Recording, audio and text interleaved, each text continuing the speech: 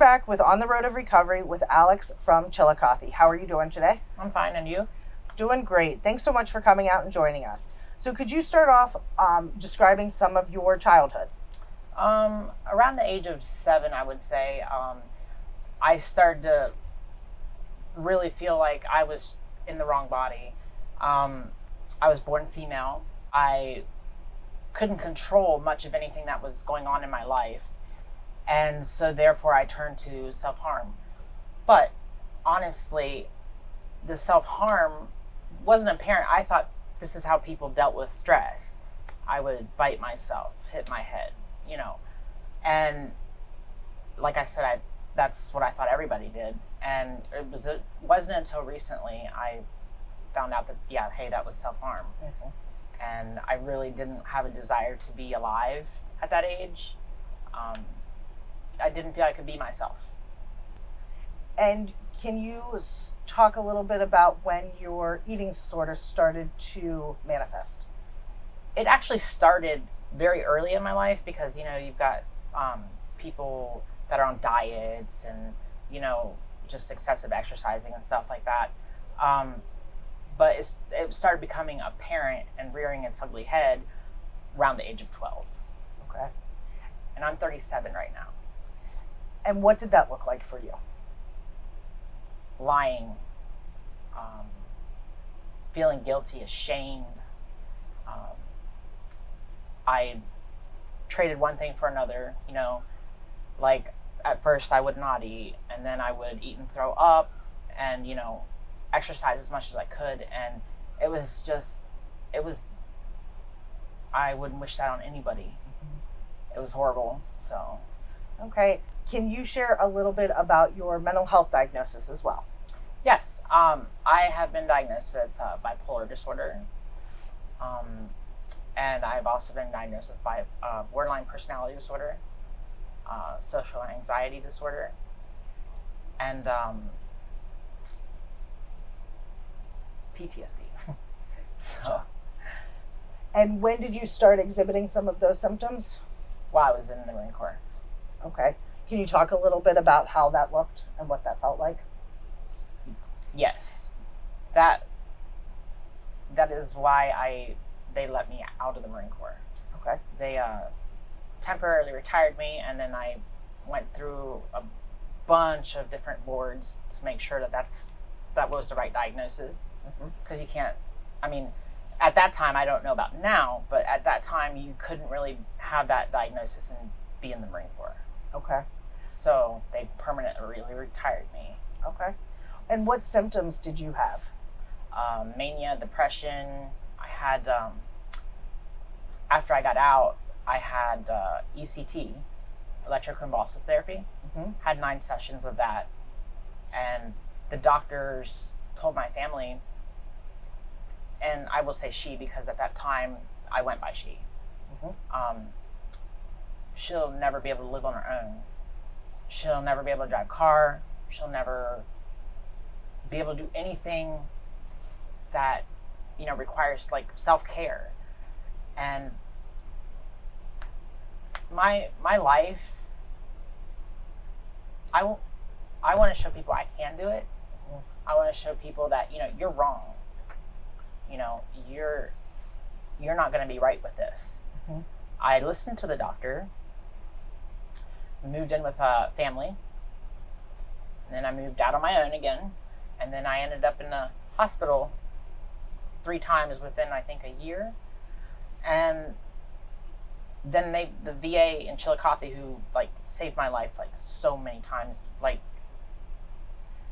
they suggested that I move into a group home. Okay. So. Can you talk a little bit about your experience in the group home? What type of support, what type of help were you given at that point in time? To be quite honest with you, my self-harm behaviors, mostly cutting, but there was some burning at that time. They were really bad there. Oh, okay. I didn't feel like I could go to anybody. And it just led, because I didn't have any control. Mm-hmm. all this is about control in my life. If I feel like I don't have control, you know, restrict. Or if I feel like I don't have control, exercise compulsively. You know, if I feel like I don't have control, hey, you know, you can control the deepness of your cut, the, you know, like I said, headbanging, the force of the blow. Mm-hmm. It's all about control for me. Mm-hmm. I don't, you know, I'm not speaking for anybody else but myself. Right. And I really don't wish that for anybody. Like, not being able to show my feelings when I was younger, or, you know, being, you know, told I was weak for having those feelings. Like, I didn't know anger could be appropriate. I'm learning that right now, like right now in therapy. Mm-hmm. And I didn't know I could, you know, display that. I didn't know it was okay to be angry. I thought it was like really horrible, like this big sin, you know. I didn't know it was okay to cry, you know, and I didn't know. Mm-hmm. And now I'm learning these things, and it's taking a long time, but I'm working with the Chillicothe VA, like I said, and I have other supports outside the VA, like First Capital Pride Coalition. I lead a group for transgender individuals and non-binary individuals, and I love doing that. Mm-hmm. You know, so I have that. I have, you know, my best friend, my dogs, you know, and it's rough. I mean, it really is. You know, sometimes you need help, and that's one of the biggest things in my life. I have trouble asking for help. Mm-hmm. So can you talk a little bit about how, so after exiting the military and being able to go through the group home and then living on your own in your own apartment, can you talk about how you continued to heal and how you continued to grow? Yeah. Basically, I had a psychologist, very awesome to work with. She helped me. I told her that, you know, I feel like a man. Mm-hmm. And she told me, I told her, please don't tell the Marine, or not the Marine Corps, but don't tell the VA, because they'll kick me out. And she's like, no, no. So, and she helped kind of guide me to what I needed to, you know, do. And she helped me get information from my family and deliver it to them. She really helped me so much. And I think my top surgery was around 2011 or 2012. Mm-hmm. And I was just so anxious. Every little milestone, like, you know, what is this called? Adam's apple? Yeah, Adam's apple. I started feeling that, and I was like, oh, feel this, you know. And I could see it in her. She was like, yeah, you know. And then I learned how to move my pecs. Uh-huh. And I went in there. I took my shirt off. I was like, look, you know. And she was just, I mean, she was there when I needed her. Could you talk about any lapses or recurrence of symptoms that you have had and how you have dealt with them, and any physical complications that you have also had as a result of your eating disorder?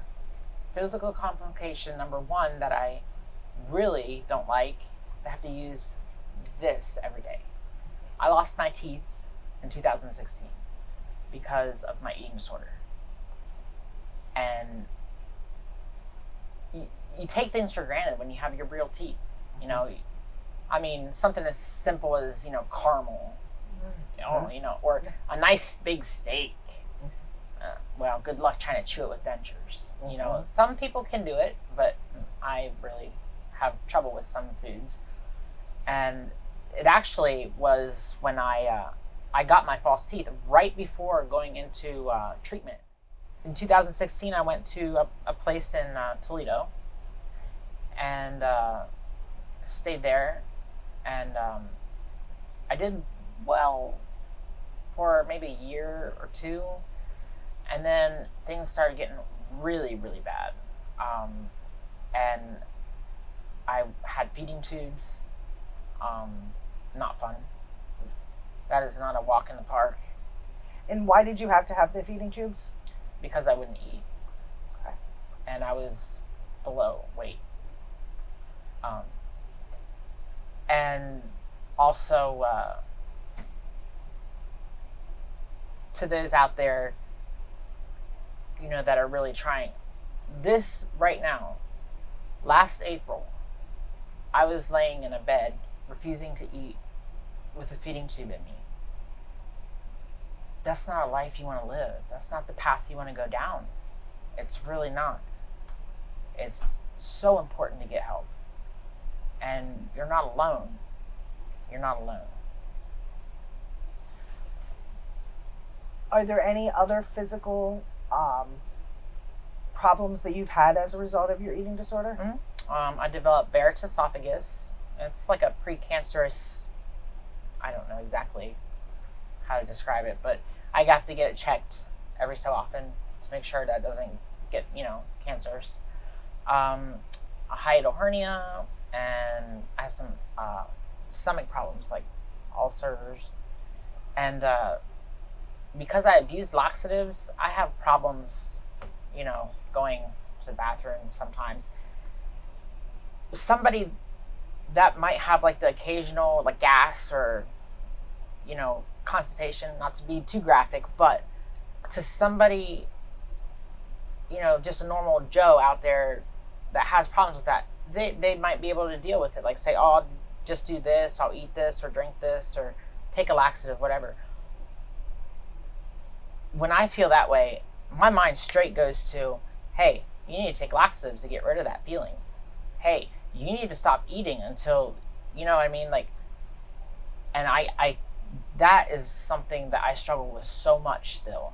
Mm-hmm. But I haven't had a laxative in like over a year. So I just, it takes a lot of time, but it takes more time away from your life to engage in those activities. Mm-hmm.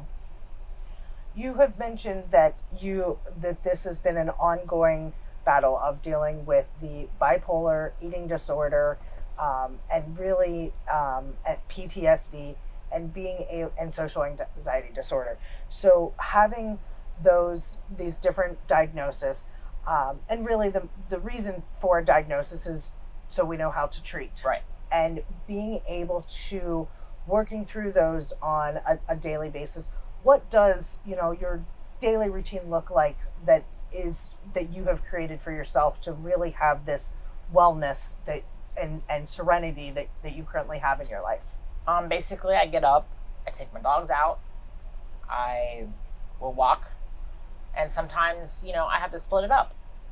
So many miles to now and so many miles later, or sometimes I do it all at once. No big deal. Mm-hmm. If I have the time. I go to the VA for a class. I do jiu-jitsu, which really helps me, and that is also my other family. Besides First Pride Coalition and the VA is jiu-jitsu. It is awesome. And then I have Mondays usually open for my psychology appointment in the evening, and I like to cook. Believe it or not. Yeah. So could you share some words of wisdom that have been helpful for you, for somebody out there that's struggling, something that really speaks true to you to help you move forward and to provide some hope? You are not alone. No matter how much your mind tells you you are alone, you are not worthy. You are worthy, and you are not ever alone. So how did you, if you could maybe walk us through what those steps were to be able to regain that independence, medication, what all were those things that you put together to be able to get where you're at today? See, you mentioned medication. I thought taking medication meant I was weak. And why should I take a medication to be normal, right? I'm realizing now, I mean, this is, I'm 37, and I'm realizing that, it's okay to need medication. It's okay not to be okay, like the saying goes. Right. Absolutely. Well, I really appreciate everything that you have shared with us and being able to be so open and honest about the your experience be going through the transitioning process, dealing with an eating disorder, PTSD, bipolar, and really being able to have this really peaceful and happy life. Um, is there um, is there anything else that you would like to share with our audience about your experience that you think might be helpful? Don't be afraid to make people mad. Okay. Can you expand on that a bit? Mm-hmm. For the person going through the issue or addiction, you've got to take care of yourself. And if that's going to make somebody mad, it's up to you what you do, but to me, it's not worth it. Well, thank you so much for coming out and joining. I am positive your beautiful story will definitely help someone out there that is feeling alone and that is hopeless. You really are a shining example of how, through asking for help and being able to take action steps, that there really is a way into peace and serenity and wellness. Yeah. So thank you so much. Thank you.